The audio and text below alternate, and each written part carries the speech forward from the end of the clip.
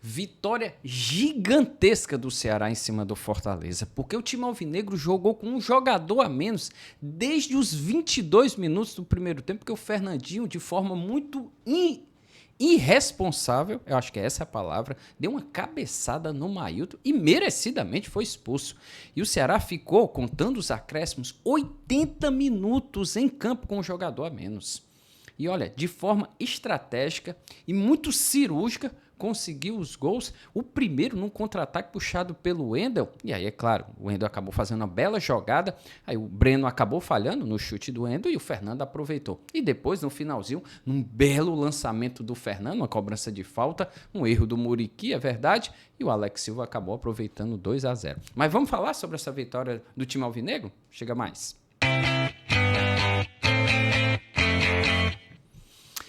Olha só, turma, mas antes da gente começar a falar sobre esse clássico rei, desse tabu que o Ceará ampliou agora para 14 partidas sem perder para o maior rival, deixa eu dar um toque para vocês, uma alegria enorme, porque agora, ó, tá vendo essa camisa aqui? Minimal Club, meus amigos, a Minimal Club agora é parceira oficial aqui do canal do blog, tá vestindo o blog, você tá vendo, olha, as melhores camisas do Brasil, meus amigos, e sabe por quê? Olha, cai muito bem, né? Tá vendo? O caimento dela é espetacular, gente, show de bola, são vários tipos de camisa. E detalhe, algodão do Egito, meus amigos, algodão egípcio, outro patamar. E claro, se você quiser adquirir os produtos da Minimal Club, por favor, meus amigos, ajude aqui o blog, ó. Tá vendo esse QR Code aqui?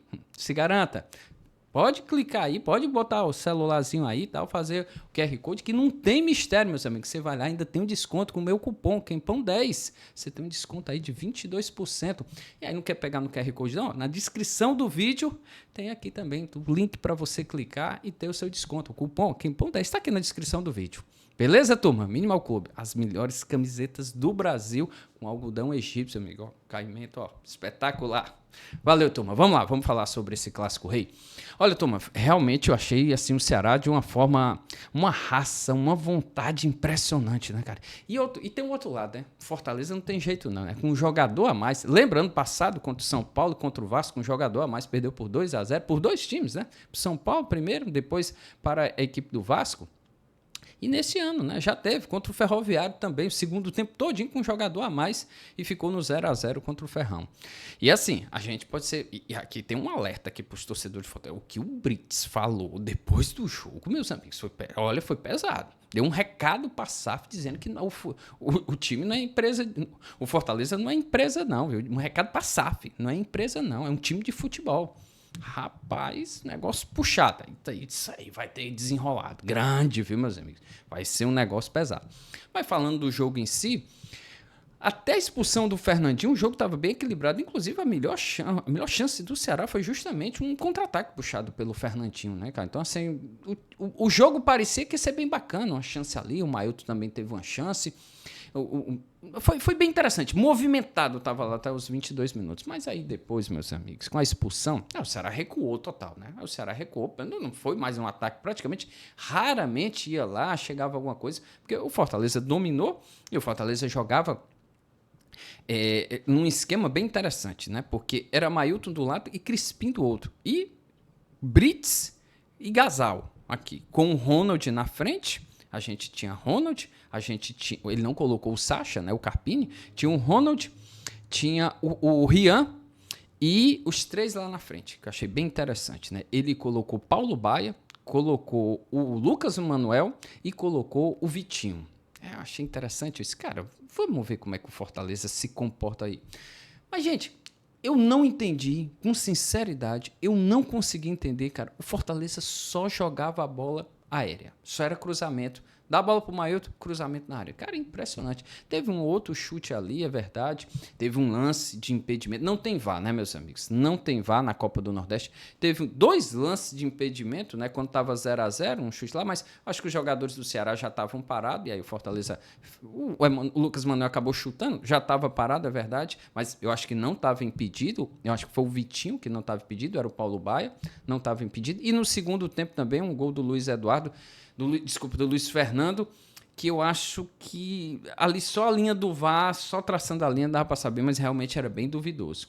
Mas enfim, isso não justifica a incompetência do time, não justifica, assim, Fortaleza foi muito mal mesmo, muito mal, muito incompetente. Cara, o Ceará praticamente ganhou toda, só teve, eu acho que um escanteio cobrado, ainda no primeiro tempo, e aí acho que foi o Gasal. O Gasal acabou cabeceando e a bola foi para fora, passou raspando na trave. E um chute do Lucas, acho que foi do Lucas Manuel, foi do Crispim, que acabou chutando, a bola passou bem pertinho, rente à trave. Pronto, assim, muito pouco pro time do Fortaleza, com um jogador a mais. No segundo tempo, o jogo ficou muito morno pro Fortaleza, de novo, só cruzando na área, e o Ceará, meus amigos, lá defendendo. Fez logo uma linha de 5. No segundo tempo acabou fazendo as mudanças. Eu vou pegar aqui só para não passar batido, meus amigos, nas mudanças, porque foi bem interessante as mudanças. Porque é o seguinte, no segundo tempo, o Carpini coloca o Pierre e o Wellington e ele tira o Rian e o Cauã Rocha, né? Porque o Fortaleza jogava numa linha de 3. Brits, Cauã e Lucas Gasal, com o Mailton na direita e o Crispim na esquerda. Os dois volantes, o Rian e o Ronald, e lá na frente os 3 atacantes. Lucas Emanuel mais centralizado, Vitinho de um lado e Paulo Baia do outro. E o Ceará, que eu acho que aí, eu acho que o Moza não estava no campo, né? Era o auxiliar dele, que o Moza tinha sido expulso no jogo anterior contra o Retrô. Ele foi pós-jogo, ele acabou sendo expulso pelo árbitro. Mas enfim, quem estava o auxiliar. E o Ceará jogou de uma forma, sem poder contar com o Lucas Lima, né, que tinha sido expulso contra o Retrô. Ele colocou Rafael Ramos na direita, Fernando na esquerda, os 2 zagueiros, Luizão e o Éder. Aí o meio de campo, ele coloca o João Gabriel, garoto, mais uma vez, muito bem, cara. Jogou até não aguentar mais, até realmente no limite. Aí ele colocou o Júlio César, né, como segundo volante, o primeiro fazer o revezamento, e o Juan Alano no meio, né. E aí, de um lado, ele colocou o Mateuzinho, do outro ele colocou o Fernandinho e centralizado o Wendel. Só que com a expulsão do Fernandinho, meu amigo, o jogo ficou terrível pro Ceará. O Ceará recuou. E, claro, fazer a linha de 5, não teve como, né? Como eu falei, a linha de 5. O Rafael Ramos do lado, o Fernando do outro. Às vezes o Mateuzinho voltava, tá bom? Mateuzinho voltava para fazer a linha de 5. Mateuzinho, Fernando, Éder, Luizão e Rafael Ramos. Os 3 aqui, né? Juan Alano, Rian e o Júlio César. E aí, meus amigos, praticamente só o Wendel na frente, né? Porque o Fernandinho tinha sido expulso. Então, 5-3-1 claramente. E segurou até quanto pôde. No segundo tempo, e aí olha como acertou dessa vez o Moza. Ele tirou o Mateuzinho e colocou o Sanches, porque o Mateuzinho voltava muito. Então o Sanches também voltava, né? E como era um jogador de defesa, conseguia se defender, mas puxar o contra-ataque melhor.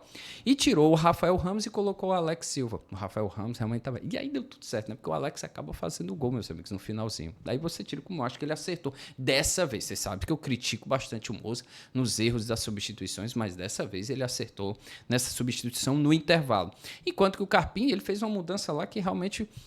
Eu acho que era o que ele tinha que fazer. Ele tirou o Rian, colocou o Pierre. O Rian já tinha amarelo, poderia ser expulso. Ele tirou, foi bem. E tirou o Cauã Rocha, o zagueiro, o jovem zagueiro, e colocou o Wellington, atacante, e foi pra cima. Mas só que ninguém... Cara, é incrível. Um negócio assim absurdo, meus amigos. Porque o Fortaleza só cruzava na área. E Luizão e Éder, os caras ganharam todas. Todas. Praticamente não ganhou nada no segundo tempo. Fortaleza pouco atacou, foi muito pouco. E aí, os 26 minutos, era um escanteio do Fortaleza, estava com a bola, mas eu tentou ultrapassar o Richard, passar pelo meio, não conseguiu, até caiu ali, podia reclamar de falta, enfim. Mas continuou, começa a bola lá dentro da grande área do Ceará. E aí, um contra-ataque rápido, puxado, João Gabriel, o Wendel dispara e acaba chutando, né? Bem bacana ali da entrada da área, dá um drible no Paulo Baia, dá mais um toque, chuta, o Breno falha, e o Fernando, que foi lá do meu amigo, ele disparado, porque ele era como um terceiro zagueiro, correndo feito um doido, e se garantiu, acho que ele acreditou desde o início e acabou fazendo 1-0. E aí pronto, meus amigos, aí começaram as mudanças, muitas mudanças, né? O Richardson entrou, quem mais, meu Deus do céu? O Dieguinho, rapaz. Dieguinho voltou a jogar. Interessante. O Dieguinho foi bem, né? Ele tirou os 2 volantes, né? Ele acabou tirando o Júlio César e tirou o Alano. E pronto, segurou ali no meio de campo. Ficou João Gabriel, Dieguinho e Richards. 3 volantes. e ficou segurando o máximo que pôde. Não tinha o que fazer. E aí, pô, não teve jeito, ficou defendendo muito bem, por sinal, defesa muito bem. Enquanto que o Fortaleza tentou fazer substituições, ele tirou o Lucas Emanuel, colocou o Luiz Fernando, como eu disse, né, esse lance que eu citei, ele fez um gol, mas eu acho que a linha, se tivesse VAR, não tem. Bandeirinha levantou logo, estava muito ali, muito próximo, teria que ter uma linha do VAR para a gente ter certeza se realmente estava impedido. Mas um lance bem duvidoso. Ele depois tirou o Crispim e tirou o Vitinho e colocou o Mucuri e entrou o GB. Meus amigos, o GB, sei não, e o Mucuri falhou feio no gol o segundo gol do Alex Silva. Então, assim, uma vitória gigantesca do Ceará, porque eu acho que é um time que, um jogador, meus amigos, clássico, com um jogador a menos, é difícil demais, muito complicado. E o Ceará foi muito bem. Eu achei a defesa, e claro, vamos por parte. O Fortaleza foi realmente incompetente. E injustificável o Fortaleza só arriscar cruzamentos na área. Você não tem uma jogada de infiltração, você não tem uma jogada de ensaiada, você não tem um jogador que dê um drible, que vá ali pro meio, que segure a bola, consiga fazer uma tabelinha 1-2, seja ali na ponta direita, seja ali na ponta esquerda ou pelo meio, para você segurar um zagueiro e fazer. Então, assim, Fortaleza foi muito incompetente e ainda pegou uma defesa sólida como estava a do Ceará, que estava muito bem, 2 jogos sem tomar gol, 2-0 em cima do Cuiabá, lá na Arena Pantanal, e agora 2-0, 4 gols em 2 partidas e não tomar nenhum, mostra que a defesa alvinegra está bem. Enfim, meus amigos, tem muito pano pra gente falar, viu? Muita coisa mesmo, porque olha as declarações do Brits, essa vitória, pouco mais de 13 mil pessoas, meus amigos, na Arena Castelão.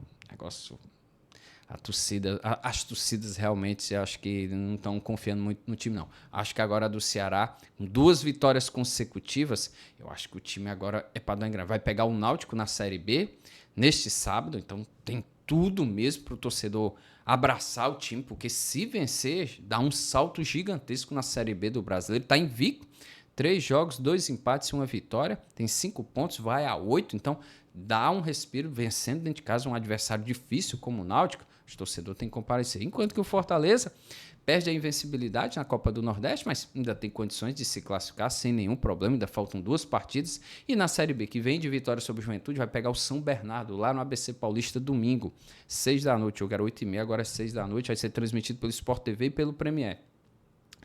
Então, olha, não sei como é que vai ser, viu, meus amigos, porque mais uma vez Carpini...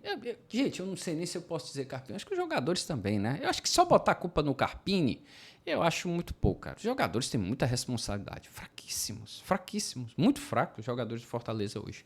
Muito abaixo mesmo, pouquíssimos hoje conseguiram render, falhas individuais, a do Breno que levou o primeiro gol, e o Mucuri, eu digo Muriqui, né? Mas o Mucuri acabou levando a vacilada no segundo gol do Alex Silva.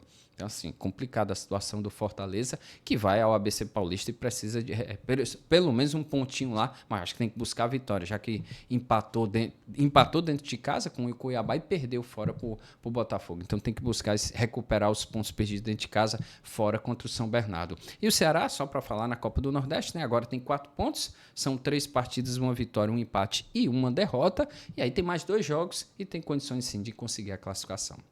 É isso, turma. Se vocês chegaram até aqui, porque eu acredito que vocês gostaram desse vídeo, então dá essa moral pro blog, tá bom? Por favor, muito obrigado mesmo se você chegou até aqui. Se você não me conhece, eu sou Mário Kemp, sou jornalista, quase 20 anos de carreira falando de futebol cearense, futebol brasileiro, seleção brasileira, então dê uma moral, se inscreva no canal, tô querendo chegar aos 50 mil inscritos.